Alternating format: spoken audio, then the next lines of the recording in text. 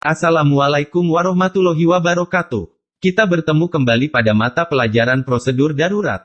Pada pertemuan sebelumnya kita telah membahas mengenai denah keadaan darurat, pola penanggulangan keadaan darurat dan mengenal isyarat-isyarat tanda bahaya. Pada pertemuan kali ini kita akan membahas mengenai tindakan dalam keadaan darurat, dan tugas serta tanggung jawab dalam keadaan darurat. Selamat menyaksikan.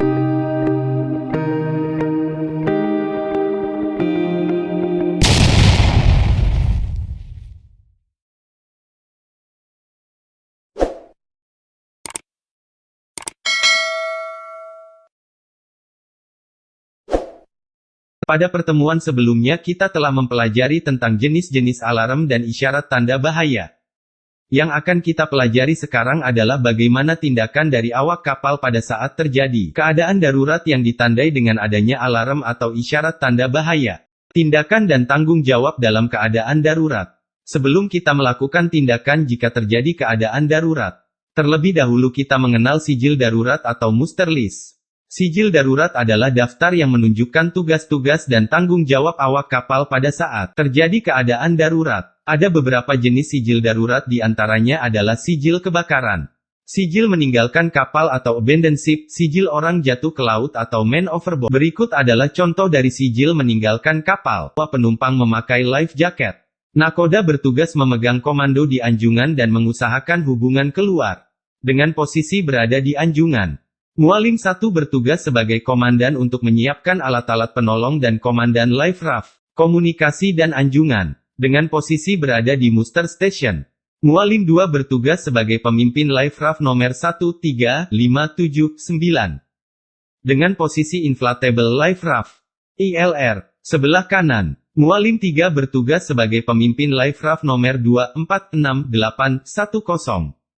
Dengan posisi inflatable life raft ILR sebelah kiri, dan seterusnya. Kemudian berikut ini adalah contoh dari sijil kebakaran. Nakoda bertugas memegang komando di anjungan dan mengusahakan hubungan keluar dengan posisi berada di anjungan. Mualim 1 bertugas sebagai komando regu pemadam kebakaran dan berkomunikasi dengan anjungan dengan posisi di lokasi kebakaran. Mualim 2 menggantikan mualim jaga di anjungan, membantu nahoda mencatat posisi kapal dengan posisi berada di anjungan. Mualim 3 sebagai wakil tim regu pemadam kebakaran, dengan posisi berada di lokasi kebakaran. Dan seterusnya. Kemudian berikut ini adalah contoh dari sijil orang jatuh ke laut atau man overboard.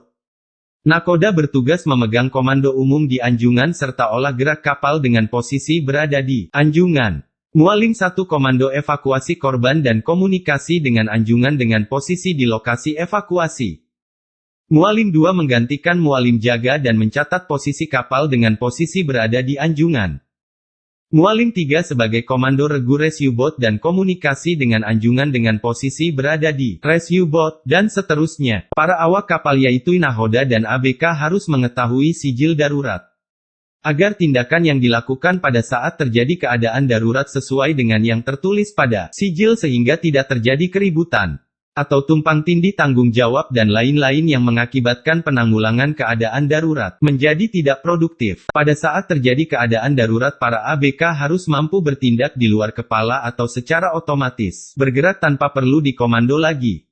Oleh karena itu latihan rutin sangatlah penting dilakukan, agar para ABK dapat dengan sigap bertindak sesuai dengan sijil darurat apabila terjadi keadaan darurat. Pada pertemuan kali ini kita telah mempelajari tindakan dan tanggung jawab pada saat terjadi keadaan darurat. Pada pertemuan selanjutnya kita akan mempelajari bagaimana pengoperasian alat-alat sinyal pada saat terjadi keadaan darurat. Terima kasih atas perhatiannya. Assalamualaikum warahmatullahi wabarakatuh.